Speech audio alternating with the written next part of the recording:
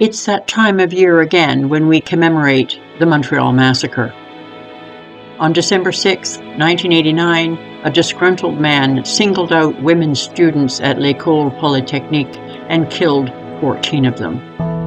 This year, on December 6th, we will read out the names of the dead, and somewhere a small cohort of graying, middle-aged women will relive the moment they struggled to survive as bullets flew and they were sprayed with the blood of their young friends. The Montreal Massacre remained Canada's worst multiple murder until it was wholly eclipsed by events in Nova Scotia, April 2020, when another disgruntled man, a known abuser who was tinder dry with entitlement, kitted himself up as an RCMP constable and went on a killing spree that began with the attempted murder of his common-law wife. In the years since the Montreal Massacre, I've seen the branding of male violence against women watered down to a thin and elusive trickle by a semantic evasion that won't quit.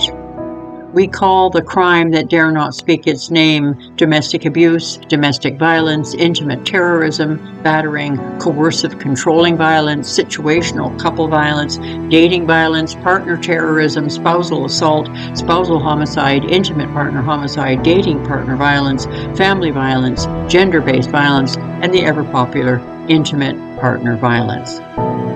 Just a few weeks back, police in Sault Ste. Marie reported that 5 lives had been lost in a case of intimate partner violence.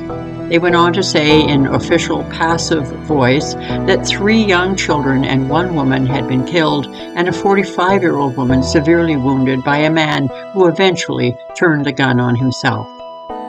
The police did not identify the people involved or reveal the nature of the relationships between them. Instead, they hauled out the soothing balm, the one-size-fits-all. There is no risk to the public. Except that if you're a woman with a heartbeat, you know that this is code for a risk that never ends. The press, not the police, started to publish a disturbingly familiar story. The shooter was the father of the 3 children and the boyfriend of the dead woman. He co-owned the house where the 3 children lived and died, and from this we are left to deduce that the woman who survived the killings in this house is the mother of the dead children and by extension the murderer's former partner.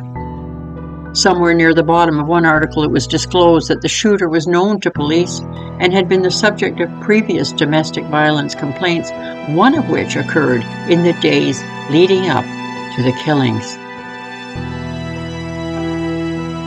Why can't we ever say what has happened? Why is the truth being grift-wrapped in the murder-suicide trope? Why do we continue to write the story of male violence against women in invisible ink?